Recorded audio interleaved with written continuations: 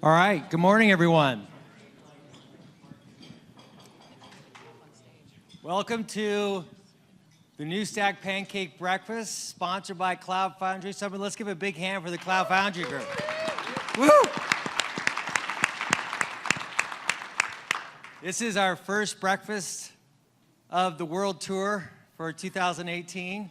We're so happy to be here. And what we really are going to talk about today is the community. I think it's so important right now to talk about the community, and embodied in the community really are the deeper issues that face you as technical professionals, as engineers, and as developers. And so we really want to have a discussion that centers on where is Kubernetes now, where is Cloud Foundry Summit, what's the intersection, what is the state of the community as we see it currently. So I have some great panelists on stage, and I'm just going to go to the slides here because I always end up mixing it up. But Abby Kearns, the Executive Director of the Cloud Foundry Summit. Abby, thank you for joining us. Thank you for remembering my name. Jennifer Kotzen of SUSE, how are you? Well, thank you. Ken Goldberg of Google, and Frederick Lardnois of TechCrunch, of course. No one needs to introduce Frederick, but so let's just get started right away with some conversations here. And what we're really trying to do is make this a conversation with everyone here. And so if you've already got your pancakes, does everyone have their raffle ticket? Raise your hand if you don't have a raffle ticket yet. Okay, we're giving out Arduinos. We're giving out an Arduino today. And here's the deal. If you ask a question, you get 5 additional raffle tickets. So your chances of winning the Arduino go up exponentially. Of course. So we're going to really encourage you to kind of ask some questions here, because that's really what makes these breakfasts what they are. We really like that participation. But before we get started, Abby, I wanted to direct this question to you. When in Basel last year, you guys announced that there would be this. But really, this was a much deeper integration with Kubernetes, right? And now today, your survey showed 18% of Cloud Foundry users are using the new runtime with Kubernetes, correct? Yes. Okay. So can you tell us what those people said, those 18%? What are some of the things that you took away from that? Well, I think it's a little bit more than just the usage of Cloud Foundry Container Runtime. And for those of you that don't know what Container Runtime is, we announced it last October, and it was essentially a rebrand of Kubo, which is Kubernetes on Bosch. And what that really indicates is there is an appetite for Kubernetes to run alongside Cloud Foundry. There is an appetite to have a choice and flexibility on workloads. And more importantly, there is a desire to do this in the enterprise at scale. And so all of these things collectively allow our users to do that. Okay. And they're excited about it. And those are people that are using it now.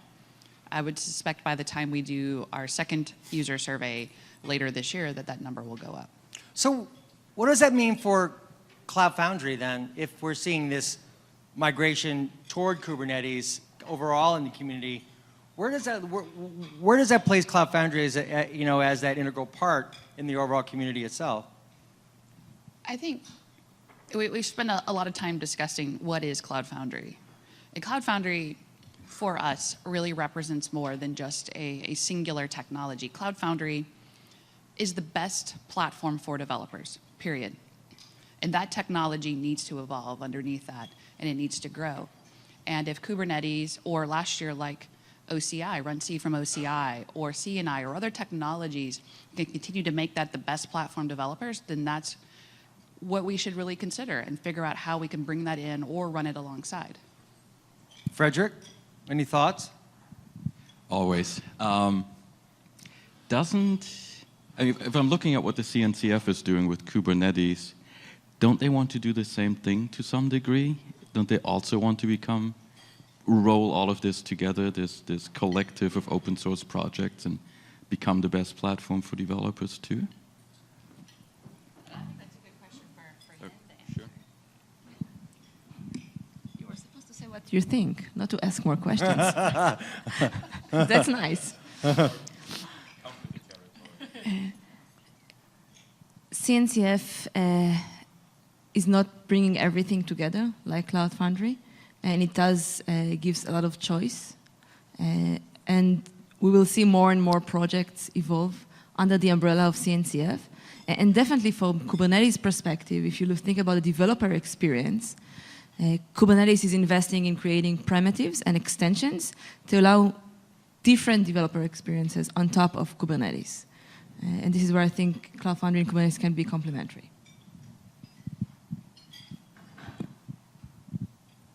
Okay. We have Joe Jackson, managing editor of the New Stack, who has the mic. Does anyone have any initial questions for the crowd? We just get started. Well, I have a question. Okay. I guess for Abby, but for anyone in general, I understand Kubernetes, the value of it for the infrastructure operator who has to manage the Cloud Foundry deployment. But what benefits does Kubernetes bring to the Cloud Foundry developer, the one using Cloud Foundry as a service? What does Kubernetes bring to the developer experience in Cloud Foundry? The Cloud Foundry end user, yeah. Well, I mean, Kubernetes is fantastic. It is an amazing, what started as a container orchestrator, and I think Hen really illustrated this great yesterday on the main stage in terms of the arc and the story of Kubernetes. But I think it's done a great job of really evolving quickly. I think we can all agree that it is, from a technical standpoint, has evolved so quickly, particularly in the last 18 months.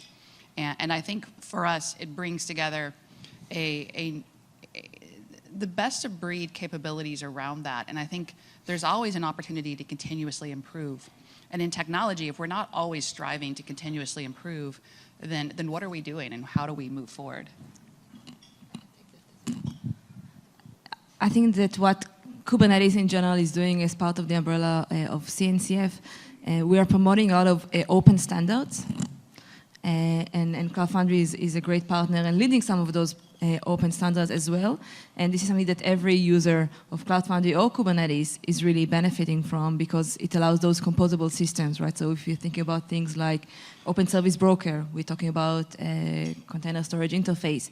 I talked yesterday on stage about Istio, and I went 2 days ago and I watched there is a Cloud Foundry Istio project already on GitHub, and it's being developed actively. And I think all of that is where the user really benefit because we talked about the balance between consistency and flexibility. And by having all of that, Cloud Foundry and Kubernetes users can have consistencies, which is broader just the Cloud Foundry scope. So if you want to manage more workloads, for example, then you can do it in a consistent way. Yes, I'd like to add also, in our experience at SUSE, the customers that we deal with are never satisfied entirely with Kubernetes or with Cloud Foundry. Most of them require two different models, sometimes intermixed and sometimes independently. So no customer we have talked to will ever turn down the productivity that they can get from using Cloud Foundry. But many of them also need the flexibility that Hen's talking about for certain parts of an application or certain services. And in particular today, many ISVs, many of those services that we want to connect to through service brokers are delivering their services in a containerized form. So having the Kubernetes platform available to manage those and make them available to the Cloud Foundry application is a powerful story. So bringing those two together is something that we think is really important.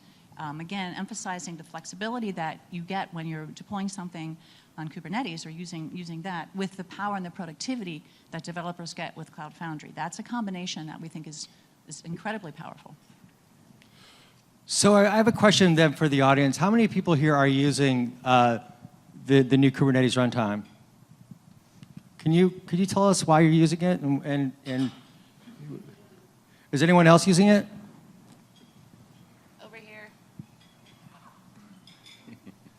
Who would like to? I would just like to hear from you, like how you're using it, why you're using it. Are you with Pivotal? Okay, well. Yeah. Anyone else? hear from them, because I know that they're on the labs team. Graham is. Well, yeah, well, I'm calling you out, Graham. maybe you guys could just talk about the experiences that you've had and you've seen people have.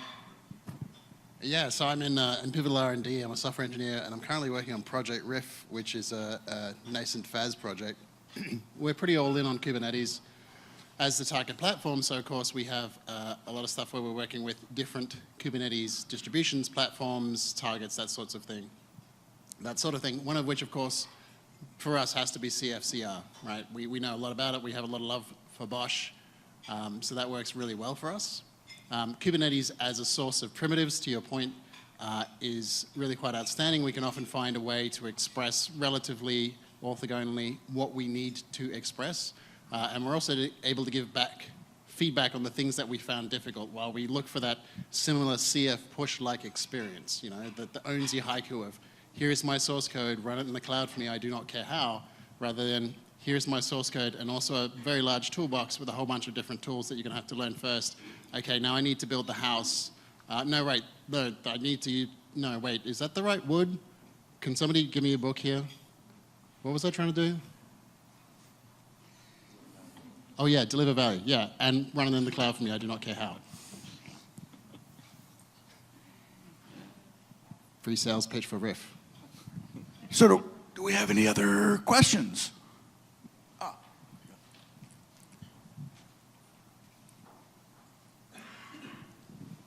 Thank you. I wanted to ask what the relationship is between Cloud Foundry and the CNCF, and what are you looking at to kind of bridge that? Thanks, Lauren. Well, we like to think of CNCF, and for those of you that don't know what CNCF is, it's the Cloud Native Computing Foundation. And we think of it a lot as our sister in the cloud native world. And there is a lot of opportunity for us to collaborate with them. CNCF is an amazing collection of new and emerging technologies. Kubernetes is just but one of the technologies that are coming through there. In fact, they have a lot of technologies there that were formerly part of Cloud Foundry, like NATS and etcd. But there's also projects like Open Tracing and Prometheus.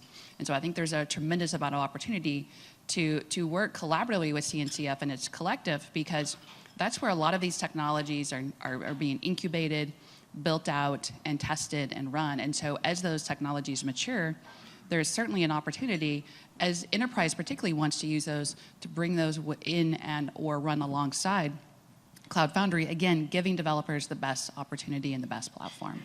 And to add on to your point, giving them the tools and the technologies to do that at scale. So I wanted to ask a question of Jennifer. We ran a story about one of your engineers about really where Cloud Foundry is right now and kind of your thinking and where Kubernetes is in your thinking. And one of the things that is stated in the article is that containers are the new virtualization.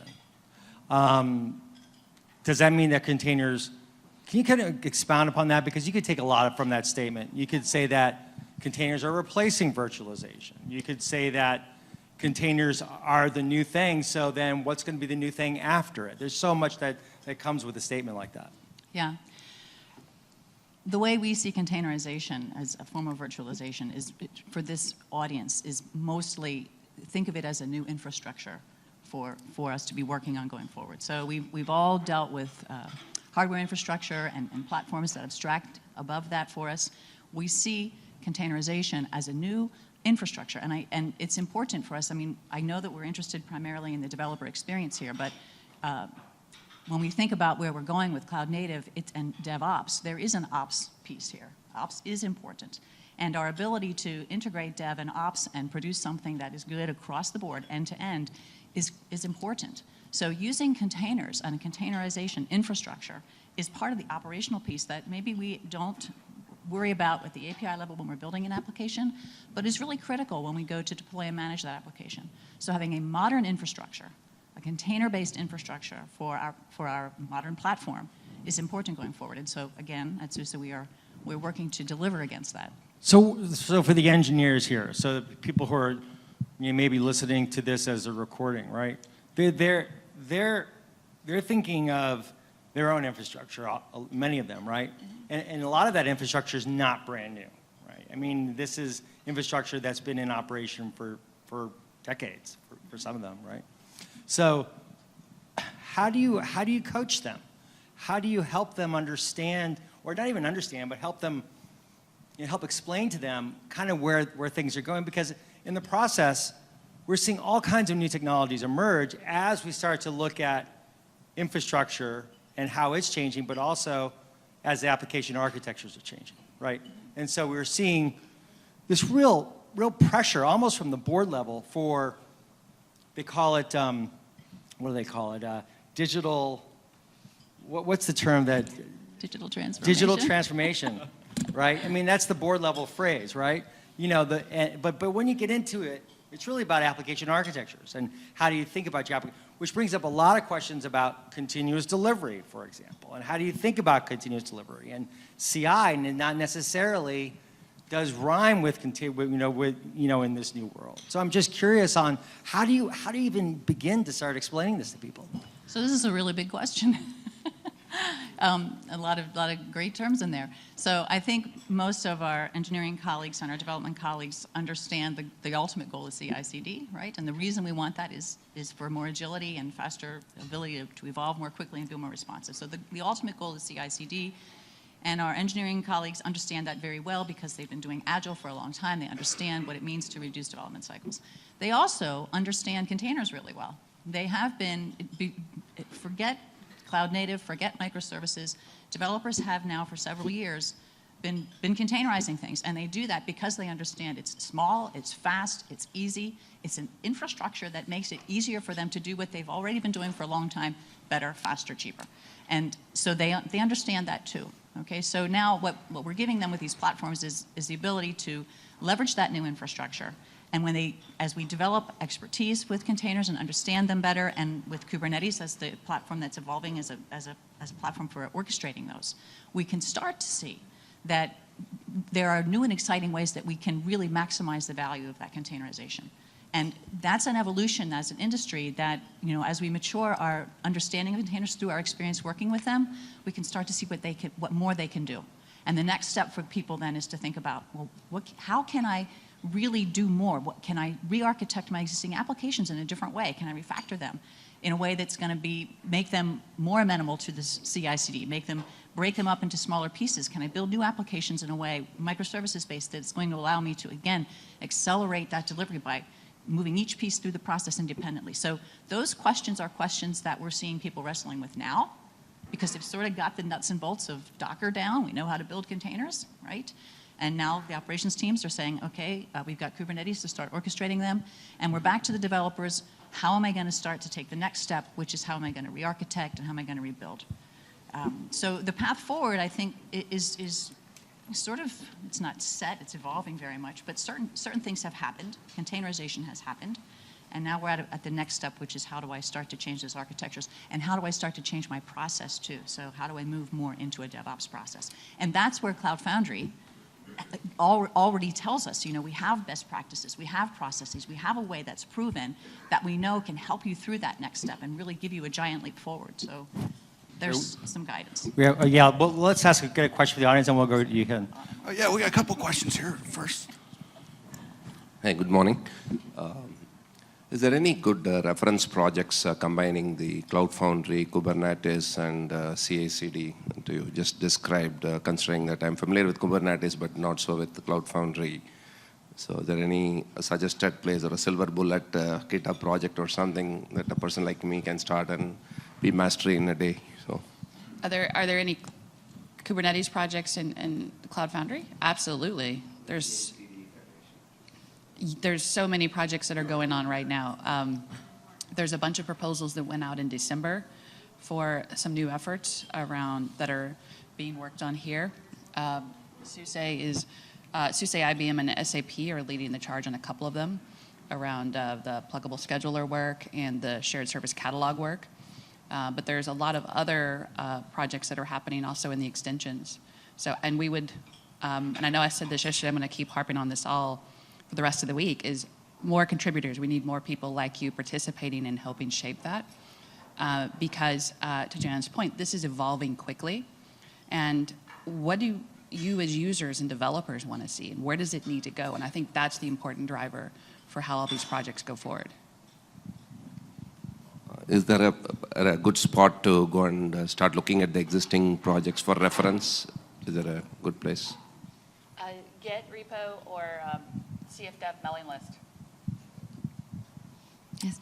I wanted to add on the previous question about whether containers is the new virtualization, and to speak about how we think about cloud native as well, which containers is one piece of cloud native, right? Containers is what allows you to separate the application from the OS, right? You package everything in a very lightweight model, but when we think about what we call the high cloud or with all the layers of abstraction, when I'm thinking about cloud native, it's also about automation, self-healing systems, and it's not just the CI/CD, it's also how you manage your environment in production. And yesterday on stage I said that you can modernize every workload, and by saying that I think that you can, of course it's a matter of how much you can modernize that workload, but if you have the right monitoring systems, for example, and the right automation based on that, and a system that knows how to evolve, you also get modernization, because at the end it's all about our own team velocity, both dev and ops, how quickly we can work, how quickly we can make sure that the service is up and running, right? When we talk about cloud native, this is the things we care about, how quickly we push new products, and I think this is what I would say to the Cloud Foundry community, because those are the primitives that you're already familiar with, right? Primitives of abstractions, and just think of where else you can find those kind of abstractions. This is where I would start looking. You have another question? Yes. Hi, this is Naresh from General Motors. I have a quick question. A lot of companies are evaluating, we've been using Cloud Foundry for a while, and we are looking at Kubernetes and Docker. So there is some commonality between them, the build packs and how the build packs convert into a droplet that is an immutable object versus a Docker image that is checked into a repository. There's commonality and there are different ways. One is opinionated, another is more free, right? So do you think at some point people will start using Docker more exclusively than have a mix of these? And if so, what do you recommend? What is I see some benefits in the marketplace that will make application developers get into Cloud Foundry much easier than learning curve for Docker. But once they've got over that curve, would you see people ever wanting a build pack and customizing a build pack versus creating a Docker file, use things from the repository and just start converging completely into Docker world? Because I see this because I have to guide teams to decide which to use, which technology. Well, I think I liked Joanna's answer on that earlier, actually. There is no one singular application workload that a technology solves everything. There is never going to be one technology solution that solves all of your problems. Particularly if you're a large enterprise or a large organization, or even a startup that has, maybe hundreds of thousands of different types of workloads that you're trying to manage.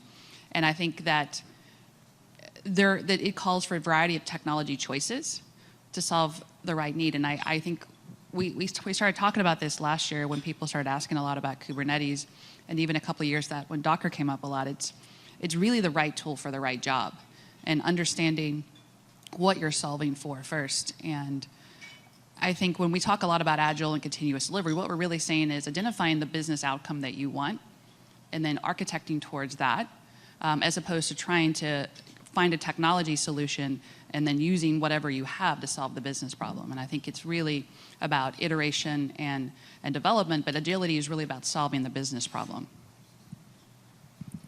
Since you brought up startups, I think your question hints at the interesting fact that startups do not consider Cloud Foundry at all for the most part. We talk a lot about modernization and digital transformation, but the startups are going right to Kubernetes and Google GKE or AWS or something like that. They're maybe using Spinnaker now or something else to build.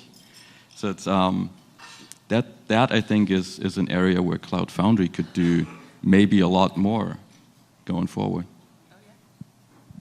We could do a lot more. I mean, one of the challenges is that, and I think anyone that's a longtime user in this room knows that Cloud Foundry is very big. It has a very big footprint. And if you're a startup and you're you're only worried about a couple of VMs, Cloud Foundry is a difficult choice for you to make. And I think a lot can be done to make Cloud Foundry smaller and easier to get started with. But the problem with Cloud Foundry historically has been is all of the moving pieces that are part of that. It's not just the Elastic Runtime, it's not just container orchestration, it's identity management, it's logging, it's metrics, it's auditing, it's all of those things that are packaged in. But I think there's been a lot of starts to make it a smaller footprint. You know, several years ago, Lattice project, there was a micro PCF project, so there's been a lot of iterations to work on that, and I think I'd love to see more work on that this year. And to expand on that, one area that, again, in SUSE that we have been working on is that area in particular. So one way that we can shrink the footprint of Cloud Foundry is by containerizing it. So we have taken Cloud Foundry and we deploy it in a containerized mode, and now we have, instead of running Cloud Foundry in a larger VM, we're running it in a very small and very efficient container. So Are you running Cloud Foundry as a microservice then, in essence? We're running it as a service-oriented architecture on Kubernetes. Yeah, so the components of Cloud Foundry are themselves containerized, and then they are managed by Kubernetes. So you asked earlier about, you know, this modern infrastructure. This is getting at that idea. We can take that power of Cloud Foundry and put it on a modern infrastructure, and that helps us a little bit with this issue of shrinking its size. That's actually a great point. Thanks for that. All right, we have another question. And when you have Cloud Foundry as a service, you don't really care anymore about the footprint. So you could still pull in, you know, you could still just work from there to get the startups to join you. Which there are. I mean, you know, IBM, Atos, SAP, all of them offer services towards that. It's just been, I think we also suffer from a little bit of a messaging problem around that audience too, in terms of how we tell the story towards startups, which is a very different story. We've historically really focused on the enterprise or mid-market. So I like the SUSE model of putting the container into the container. A little redundant, perhaps, and I'm wondering when we can rip out the guts of Cloud Foundry and replace Diego and Garden with Kubernetes and Docker. I saw some people in the back of the room raise their hands at that. They were real excited.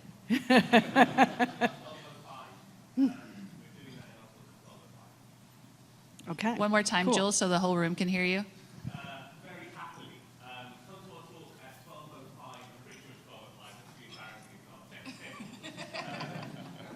We're doing a demo of CX Push end-to-end, no Diego, all Kubernetes in the same schedule.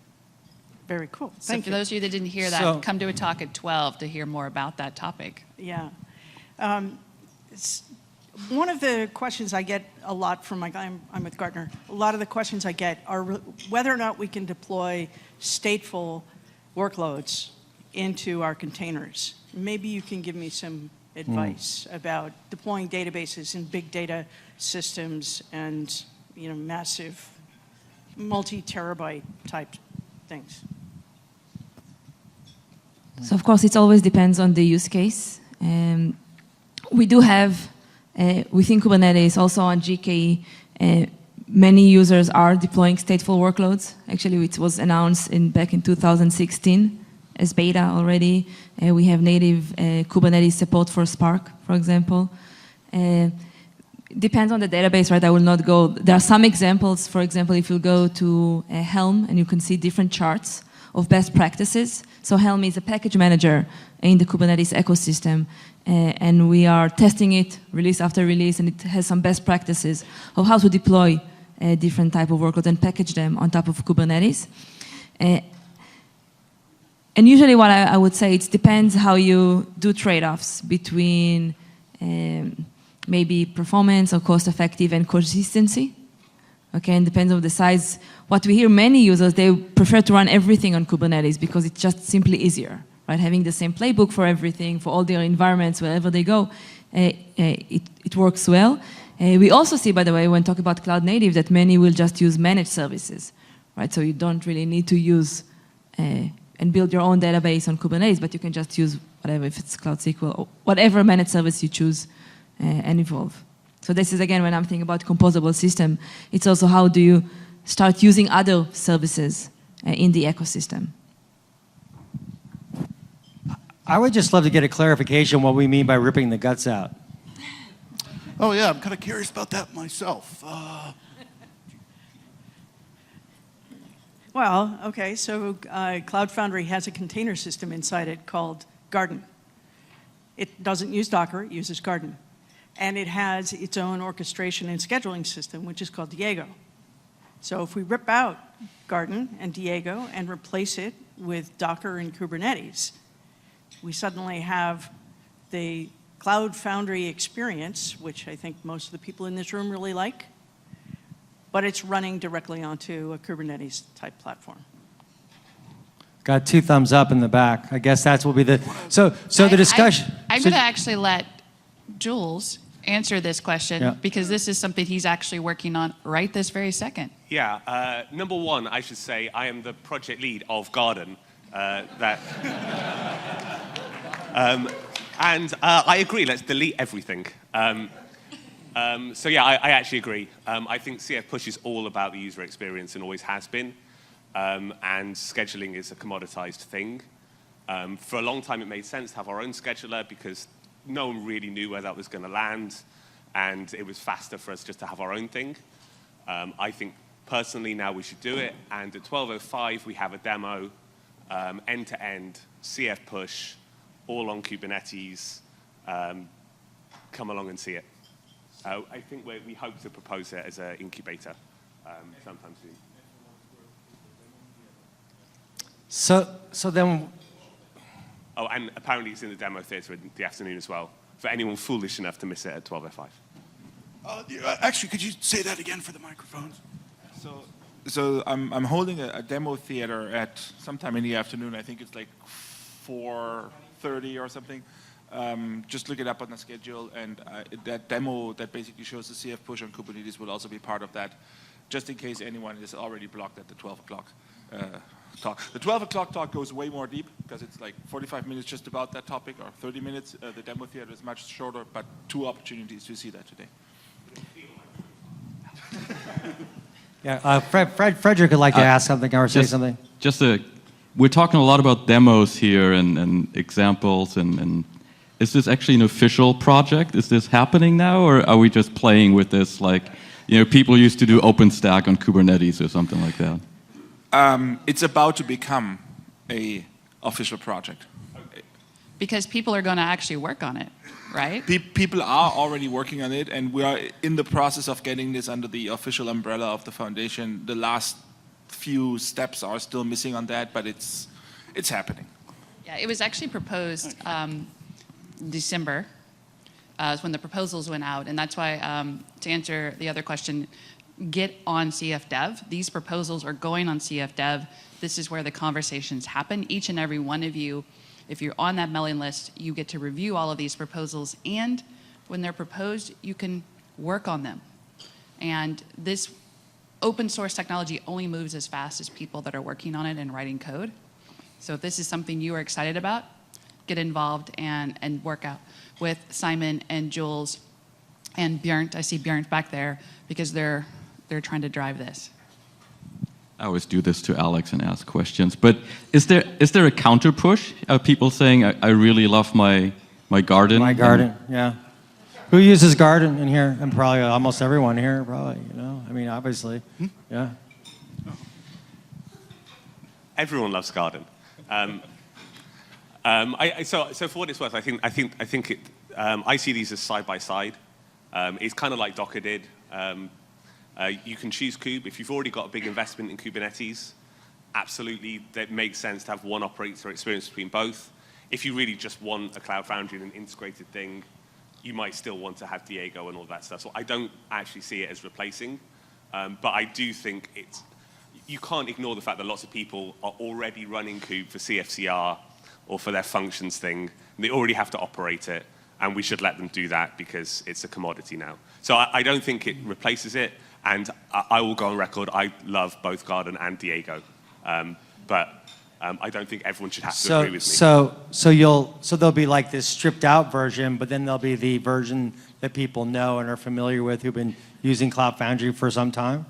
Yeah, I mean, I would think for quite a while, just by the nature of software, Diego will be a lot more feature complete until we get parity with the Kube solution, right? So you'll make a choice. In the Docker ecosystem, Swarm has some features which Kube doesn't, and vice versa. If this is approved, which I hope it will be, I would expect the same thing to be the case. And people can make a decision about which features on each are more important. And you know, if the operator experience they get of having one operator experience outweighs the features that they'll lose from not having Swarm, Diego initially. But I think to really put a finer point on this, I know we've kind of gotten into the weeds a little bit on the tech, but realistically, at the end of the day, we're trying to give developers the best platform. And the technology underneath that absolutely has to evolve. It has to continue to grow and change. The technology is changing. And, you know, when Cloud Foundry first started in 2010, a lot of these technologies didn't exist. Docker wasn't around, Kubernetes wasn't around. There was a lot of technologies that were built because they didn't exist. And I think there's an opportunity to take advantage of changes in technology in the marketplace, and I think it has to continue to do so. We have another question. Yes. After all these conversations, do you feel that CFCR is proper part of Cloud Foundry community? Because I heard often, very often even today, that we have Cloud Foundry and Cloud Foundry application experience, and we have Kubernetes. And for me, it feels like, okay, this Kubernetes thing is not yet full part of Cloud Foundry. It's like experimental, I would say, but not, when you think about Kubernetes, you don't think it's Cloud Foundry, it's like something else. Well, I agree. Right now, it is running, CFCRs runs alongside application runtime. But one of the things we've been talking a lot about is this isn't a layer cake. And I'd love for Hin to add on to this, because we talked about this yesterday, is it's not, there is no layers here. It's not just the layers of technology as you're moving up from the infrastructure up. And I think software-defined everything is changing that. And I know you had a really great story about that yesterday in terms of Kubernetes isn't just one thing. So definitely it's not a layer cake when we think about it. And as I said, like there will be other things also. So there will be a Cloud Foundry and workloads running straight on Kubernetes, and also workloads running on VMs. Okay, in our environment, I think, you know, when you think about the complexity of our environment, so our goal, definitely my team and Google, is to think about how you manage all of those environments in a consistent way that allows you to have the velocity that you expect. And I think that what Cloud Foundry team, and actually it's, you know, it's amazing that you can actually swap, for example, move something out and put something in. It says a lot about the software, because software has to evolve. It's to see whether Cloud Foundry can start using more and more primitives, maybe, that are coming from Kubernetes. If it's Kubernetes APIs, maybe doing some, in Kubernetes we have ways to extend it. What's something called custom resource definitions is how you build new resources and you build operators to manage them. So I think that Cloud Foundry has an opportunity to use those extensions, and it will feel more maybe Kubernetes native. So that's something I would suggest doing. Question here. Yeah, you mentioned, you know, the proposals going out and CFDev, and you know, really asking for engagement from those developers. I'm just curious, you know, when we talk about Kubernetes and Cloud Foundry, right? And you mentioned Kubernetes has had a huge amount of developer community support. Is there anything you've learned from that, or is there anything that you're trying to do in the Cloud Foundry community to help drive that kind of adoption or engagement? Well, starting with begging at summits for people to come. We're working, you know, from the foundation standpoint, we're working to make it easier for people to get engaged.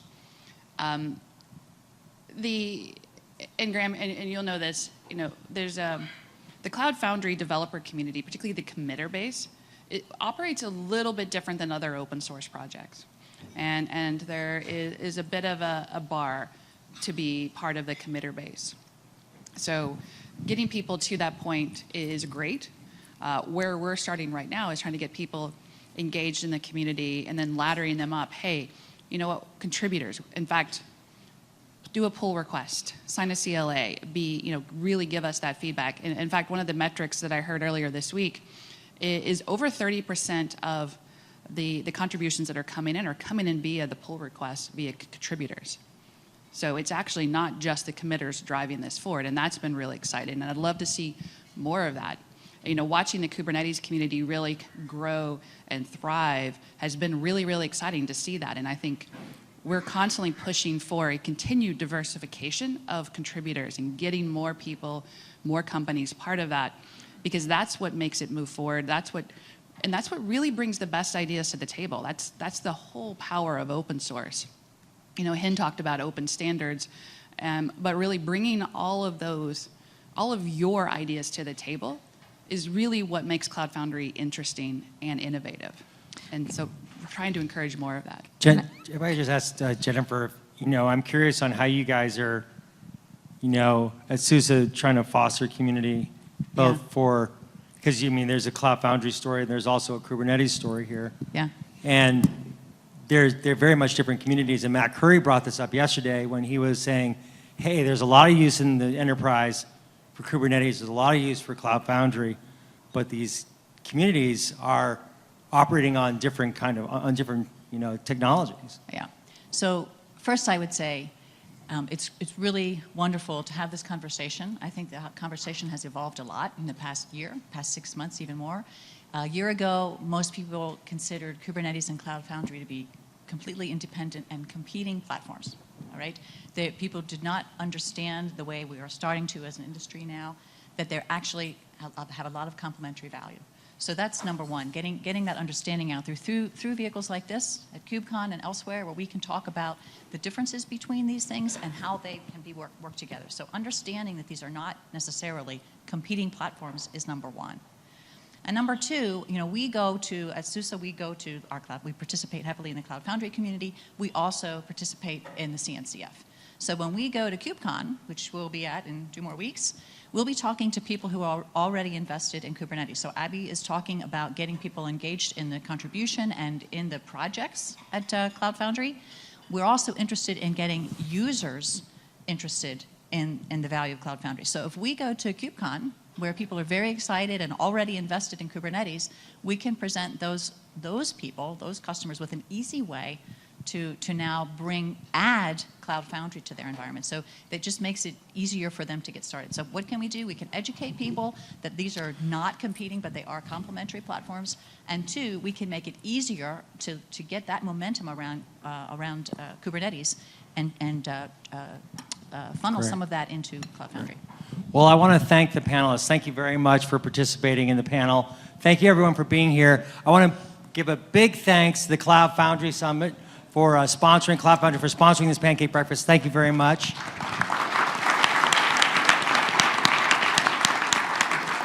And thank you all for those great questions. And now I get to pick. Who's? Oh, okay. We still need to get everyone's tickets. Well, anyway, I want to thank you all. This has been a lot of fun. I think we're going to. Judy, why don't you? Who's gonna pick? No, I'm not gonna pick. No.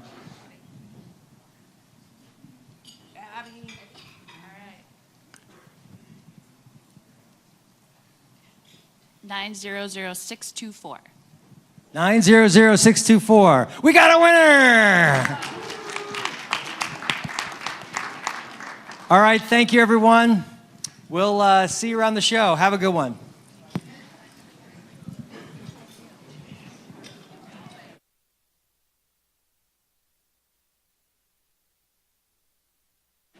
People are excited about Kubernetes. I think we need to talk more about it. What I was saying, what I wanted to say about the ecosystem, that what Kubernetes approach was actually, we don't have core contribution into Kubernetes. We are building an ecosystem around Kubernetes, and it's a very